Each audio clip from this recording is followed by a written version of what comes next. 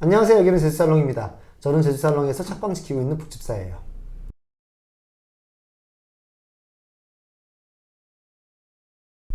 네, 오늘은 말씀드렸던 대로 철학책을 소개하는 철학살롱이라는 코너의 첫 번째 시간인데요. 첫 번째로 소개해드릴 책은 마르쿠스 아우렐리우스의 명상록입니다. 네, 마르쿠스 아우렐리우스는 로마 시대의 철학자이고요. 특이한 점은 황제를 했던 분이기도 하다는 점이에요. 그래서 철학자이자 황제였던 역사상 유일한 인물이 아닌가 싶고요. 이 책 명상록은 그분이 남긴 잠언록, 짧은 문장이나 문단을 엮어놓은 책을 잠언록이라고 하는데 지금으로 따지자면 에세이라고도 할 수 있겠네요. 그런 자유로운 형식으로 남긴 잠언록이면서 2000년이 지난 지금까지도 널리 읽히고 있는 고전인 그런 책입니다. 명상록이라는 제목을 하고 있고요. 그리고 이 책에 대해서 또 한 가지 알아야 될 점은 저자인 마르쿠스 아우렐리우스가 추구한 철학이 스토아 철학이었다는 점이고, 이분이 스토아 철학을 대표하는 철학자 중에 한 명으로 손꼽힌다는 점이에요. 그래서 황제이자 철학자이자 스토아 학파의 대표자로서 남겨진 책이면서 지금까지도 사람들에게 널리 사랑받는 지혜의 책이다 라는 특징을 가지고 있는 그런 책입니다. 그러면 이 책에 대해서 살펴보기 전에 먼저 스토아 철학이란 무엇인가에 대해서 조금 더 알아볼 필요가 있겠죠. 서양의 철학은 여러분들도 아시다시피 고대 그리스 시대로부터 태동되었는데, 여러분도 아시다시피 그리스 시대에 다양한 철학자들이 있었고 그에 따른 다양한 철학 분파들이 존재했었는데, 스토아 학파도 그 중에 한 분파라고 볼 수가 있겠고요.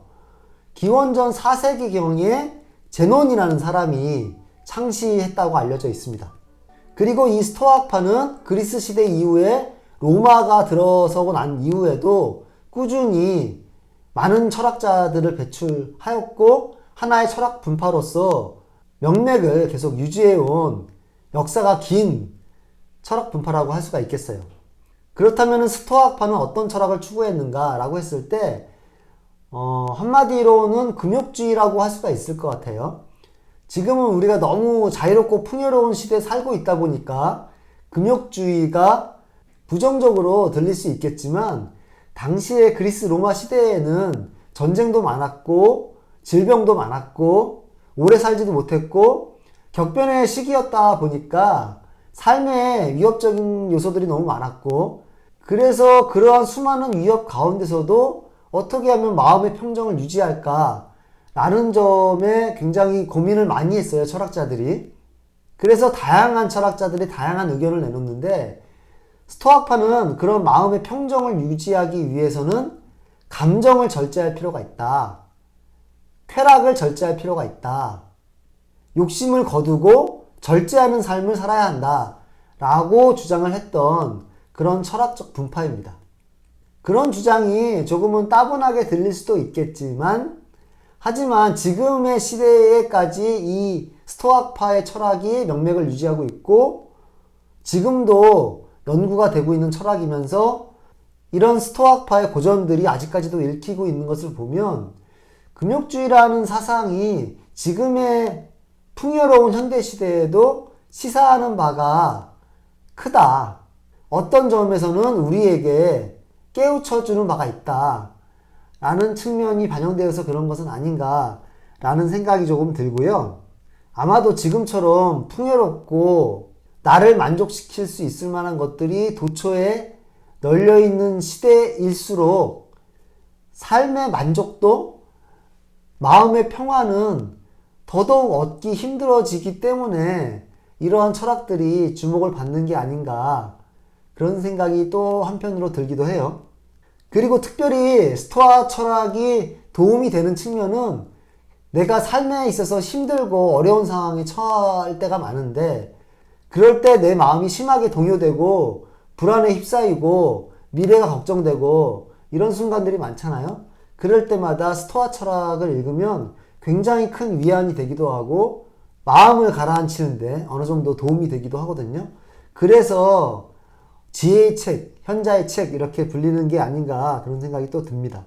스토아파에 대해서 조금만 더 말씀드리자면 스토아파를 창시한 인물은 그리스 시대의 제논이라는 사람인데 재미있는 것은 이 제논이라는 사람이 페니키아의 상인이었어요. 그래서 배를 타고 무역을 하는 그런 사람이었는데 어느 날 큰 풍랑을 만나서 자기가 가지고 있던 전 재산이 담긴 배가 뒤집히게 되면서 모든 재산을 잃게 돼요. 그리고 나서 그리스에 도착을 하는데 그러면서 굉장히 어렵게 삶을 이어나가면서 그리스의 다양한 철학들을 접하게 되는 것이죠. 그러다가 이 제논이라는 철학자가 마음의 평화라는 것은 재산이나 쾌락으로부터 오는 것이 아니다라는 깨달음을 얻게 돼요. 그래서 자기 나름대로의 금욕적인 철학 사상을 만들어서 사람들에게 전파를 하게 됩니다.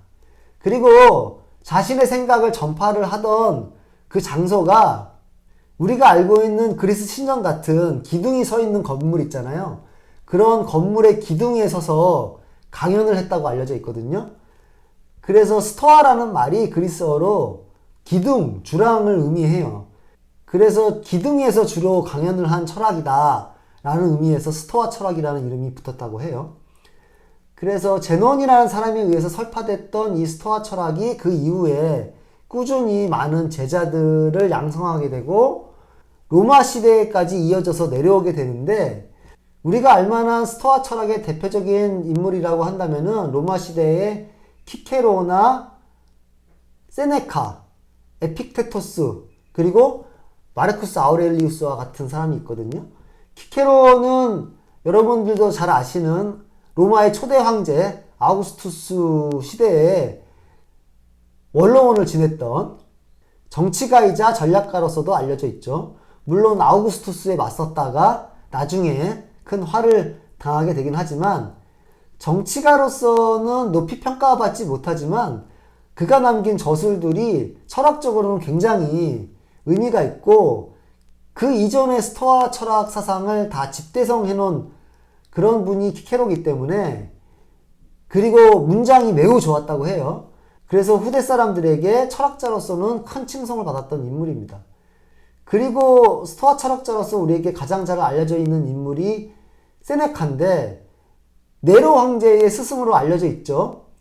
네로 황제의 어린 시절에 네로를 가르쳤었고 이후에 네로가 황제가 된 이후에 스승이었던 세네카의 역모를 의심해서 사형을 주게 되죠.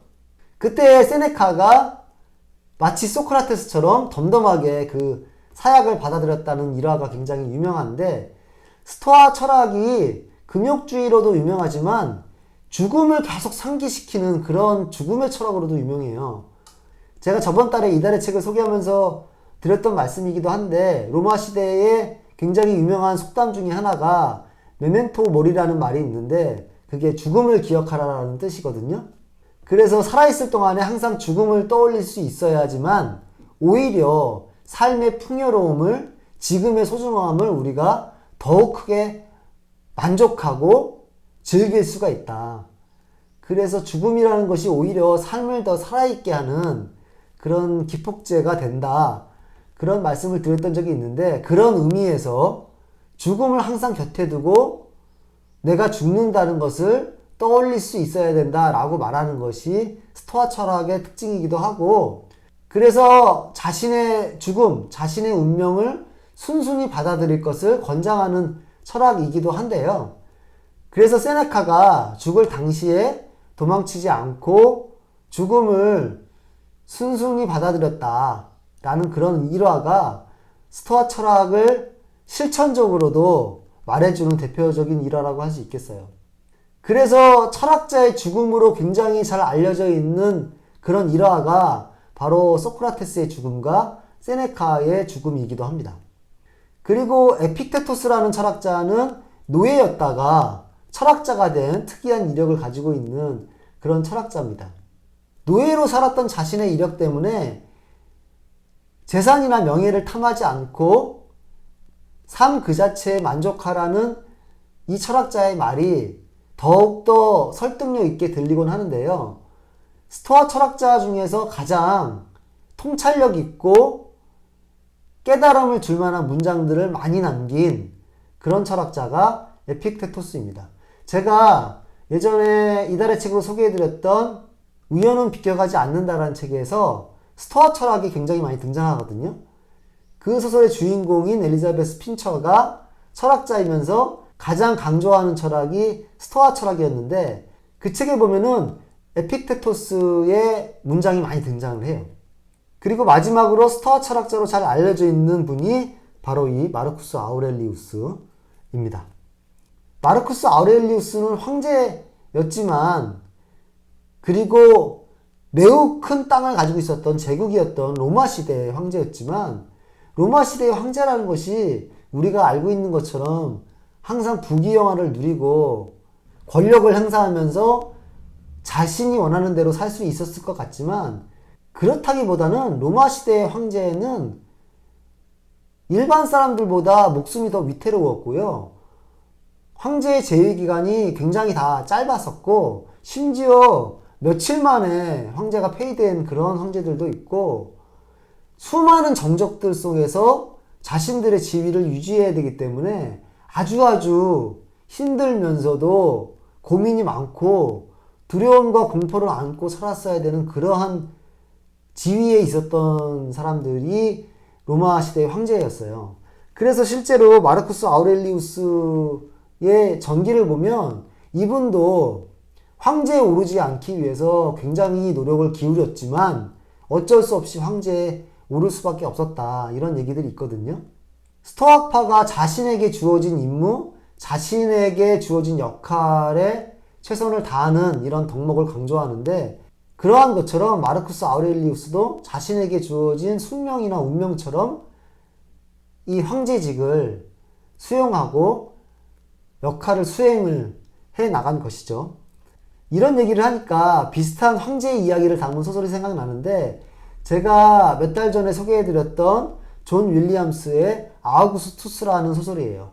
그 소설은 실제 로마 초대 황제였던 아우구스투스의 일대기를 모티브로 해서 쓴 소설인데 그 소설에도 보면은 아우구스투스가 황제에 오르기를 매우 주저하는, 오르고 싶지 않아 하는, 그리고 황제가 된 이후에도 끊임없이 황제인 자신의 삶을 굉장히 불행하게 여겼던 그런 마음속 깊은 이야기들이 등장을 하거든요. 그래서 마르쿠스 아우렐리우스가 남겼던 이 명상록을 읽을 때 그 소설을 읽고 같이 읽어보시면 이 책에서 하는 얘기들이 훨씬 더 와닿지 않을까 그런 생각이 들기도 합니다. 특히 마르쿠스가 황제를 하던 시기에는 로마가 대외적으로 외교적으로 굉장히 분쟁이 많았고 이민족의 침략에 끊임없이 시달리고 있었고 우리가 역사적으로 알던 게르만족의 침입이 본격화되던 그런 시기였어요. 그래서 마르쿠스 아우렐리우스는 국가 안팎으로 굉장히 분주했던 시기를 살았고 인생의 절반 이상을 국경의 전쟁터에서 삶을 살았었고 이 황제의 죽음 또한 국경에서 전쟁을 치르다가 병에 걸려 사망한 것으로 알려져 있습니다. 그래서 황제의 삶치고는 굉장히 고단하고 힘들었고 자신의 권력을 누리거나 쾌락을 취하지 못한 그런 삶을 살았었는데 그 점은 이분이 스토아 철학을 추구했고 자신에게 주어진 임무에 충실하고 옳은 것을 따르기 위해 노력했고 탐욕이나 욕심, 권력에 취하지 않으려고 스스로가 매우 노력했기 때문에 또한 그러한 삶을 살 수 있지 않았나라는 생각이 들어요. 그러한 철학을 가지고 자신의 황제직을 꿋꿋하게 정의롭게 올바르게 유지하려고 끊임없이 노력했기 때문에 마르쿠스 아우렐리우스는 황제로서는 로마의 오현제라고 하죠. 5명의 현명한 황제라고 하는데 그 로마의 오현제 중에 한 명으로 꼽히기도 합니다.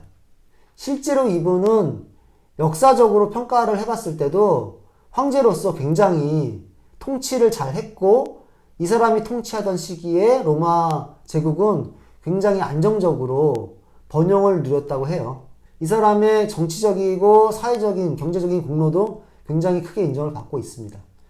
우리가 로마 황제라고 한다면은 많은 사람들을 죽이거나 정치적인 암살을 하거나 권력에 취하거나 탐욕에 취하거나 문란한 생활을 하거나 이런 것들을 많이 알고 있는데, 실제로 그런 황제들이 많기도 했지만 그와 달리 마르쿠스 아우렐리우스와 같은 황제는 지도자로서 굉장히 칭송받을 만한 그런 업적들을 많이 남겼고, 아마도 그분의 그런 업적 뒤에는 이러한 철학이 있었기 때문에 가능한 것이 아니었나 라는 생각이 듭니다. 스토아 철학에 대해서 조금 길게 설명을 드렸었는데요. 이 책을 소개해드리기에 앞서서 스토아 철학에 입문할 수 있을 만한, 스토아 철학을 전반적으로 살펴보기에 좋을 만한 책을 한 권을 추천을 드릴게요. 스토아 수업이라는 책입니다. 이 책은 26명의 스토아 철학을 대표하는 철학자들의 사상과 글들을 엮어놓고 있는 책이에요. 제가 말씀드렸던 창시자인 제논부터 시작해서 퀴케로나 세네카나 여기 마르쿠스 아우렐리우스도 물론 담겨 있고, 그 외에 우리가 잘 알지 못했던 크리시포스나 디오게네스나 카토 이런 분들의 철학들이 다양하게, 그래서 이 철학자들이 얘기하는 스토아 철학의 공통적인 주장을 읽을 수 있을 뿐더러 철학자들 간의 미세한 혹은 큰 차이들도 우리가 관찰할 수 있어서 스토아 철학을 전반적으로 살펴보기에도 좋고, 철학의 세부적인 원리들로 들어가서 세세하게 그 차이점들을 살펴보는 데도 좋고, 무엇보다도 각각의 철학자들의 일대기를 통해서 그들의 간략한 전기를 살펴볼 수 있다는 측면에서도 재미가 있는, 그리고 철학자들의 다양한 에피소드들도 등장을 하고요. 그래서 재미와 의미를 모두 잘 잡고 있는 그런 책이에요. 자, 그러면은 이제서야 마르쿠스 아우렐리우스의 명상록에 대해서 조금 설명을 드려볼까요? 저자인 마르쿠스 아우렐리우스에 대해서는 말씀을 드렸지만 그래도 간략하게 살펴보자면, 후기 스토아파의 철학자이면서 로마 제국의 제16대 황제이고 5현제 가운데 마지막 황제입니다. 그가 남긴 명상록은 2000년이 지난 지금도 빌 클린턴, 실리콘밸리 천재들을 포함해서 세계적인 리더들을 사로잡는 베스트셀러가 되고 있습니다. 그리고 특별히 명상록 중에서 제가 이 번역서를 권하는 이유는, 여러 가지 번역서가 나와 있지만 고대 그리스어를 직접 번역한 직접 번역본이라고 할 수가 있겠어요. 서양 고전학을 전공하신 철학자이자 인문학자인 김동훈 선생님이 번역을 하셨고요. 이분이 고대 그리스어에 능통하시니까 고대 그리스어를 직접적으로 번역을 할 수 있었기 때문에 보다 원전에 가까운 그런 번역이라고 할 수가 있겠죠.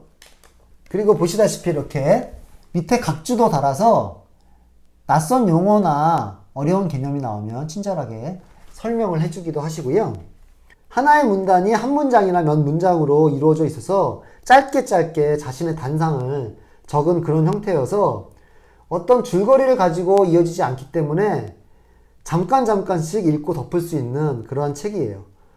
그래서 제가 이런 책은 침대 곁에 두고 읽기를 많이 권하거든요.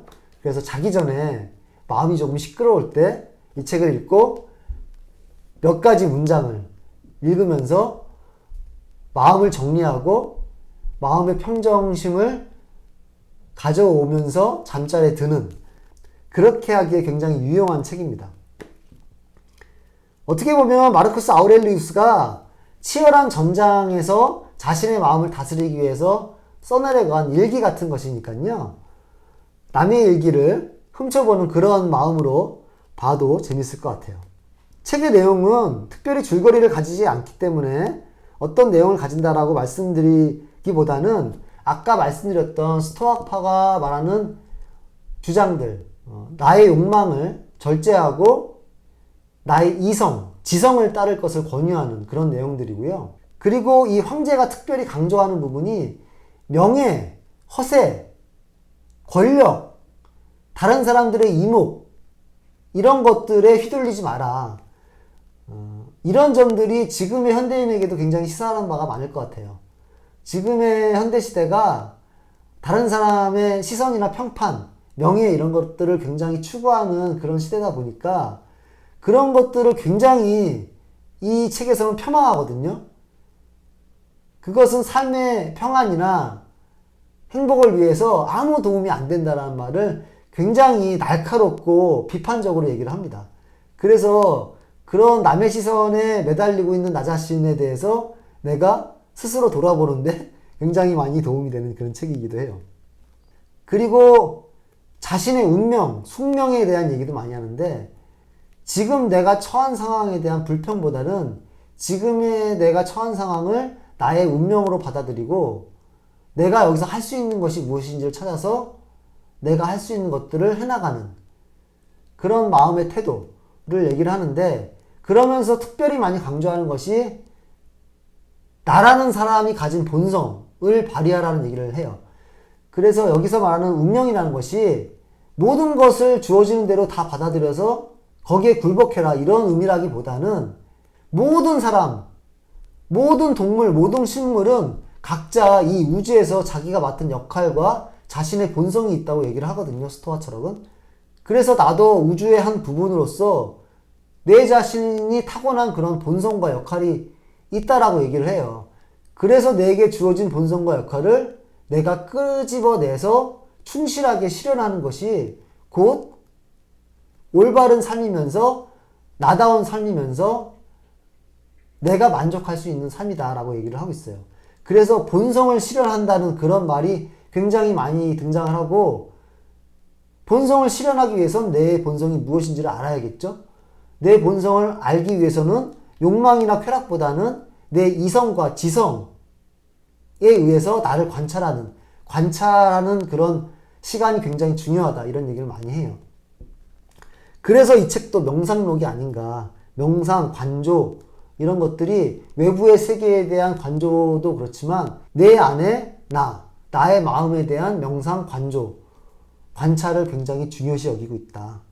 그래서 내가 내 본성을 다하기 위해서 노력하면서 살고 그 외에 내게 주어지는 우연적인 여러 가지 사건들이나 이런 것들에 대해서는 겸허하게 받아들일 것을 얘기하는 그런 철학입니다. 그래서 주장하는 내용은 매우 수동적이고 금욕적인 것 같지만 말하는 바의 의미를 계속 곱씹으면은 굉장히 적극적이면서도 능동적인 삶의 태도를 얘기하는 철학이기도 해요. 그래서 굉장히 묘한 철학이라고도 할 수가 있겠고 그렇다면은 이 책에 나와 있는 몇 가지 이 사람의 사상을 대표할 수 있는 문장들을 읽어보고 마무리하도록 하겠습니다. 무엇이 우리를 강하게 할까요? 오직 하나 철학입니다. 철학은 우리의 얼이 욕되거나 훼손되지 못하게 막아주고 또한 우리가 쾌락과 고통을 관리하며 목적 없이 행동하지 않게 하고 속이거나 가장하지도 않으며 타인이 무엇을 하든 말든 욕망을 비우게 하고 심지어 우연이나 운수도 동일한 근본에서 온 것으로 받아들이게 하고 죽음은 각 생명체를 구성한 다양한 요소들의 결합이 풀어지는 것에 불과하다 여기며 그 죽음을 즐겁게 기다리게 합니다. 스토아 철학의 사상이 아주 집약되어 있는 그런 문장인 것 같네요. 당신이 사리를 분별하여 오늘 할 일에 전심전력하고 열정적으로 어떤 것에도 마음이 흔들리지 않고 마치 언제든 죽을 수 있는 것처럼 자신의 마음을 깨끗하고 올곧게 유지한다면 그리고 무엇을 바라거나 피하지도 않고 자연에 순응하며 오늘의 일을 하고 자신이 한 말을 영웅의 말처럼 진실한 언어로 지켜간다면 행복하게 사는 것이니 그것을 막을 자는 아무도 없습니다. 네, 역시 스토아 철학이 말하는 금욕적인 마음의 태도를 너무너무 잘 얘기해주고 있는 문장이네요. 작은 식물과 참새, 개미, 거미, 꿀벌이 우주를 구성하기 위해 나름대로 각자의 일을 하고 있는 것이 보이지 않나요? 그런데 당신은 인간의 일을 행하지 않겠다는 건가요? 당신의 본성에 일치하는 일을 향해 달려가지 않겠다는 건가요? 네, 여기서도 본성에 대한 이야기가 나오네요.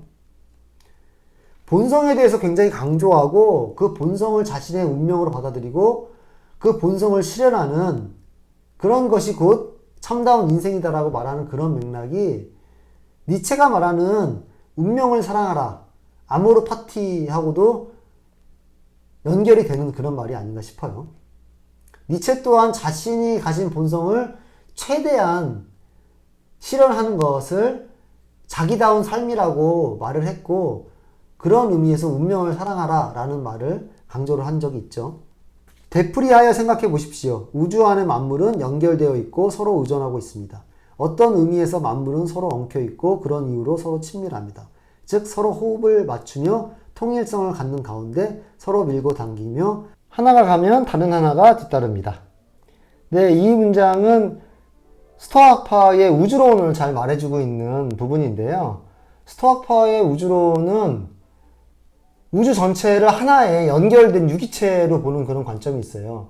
그래서 모든 것들이 연결되어 있고 서로가 서로에게 의존되어 있고 하나가 일어나면 하나가 뒤따른다는 말이 서로 모든 것이 연결되어 있는 가운데 생성 변화하는 그런 시간의 흐름을 얘기해주고 있는 그런 부분이거든요.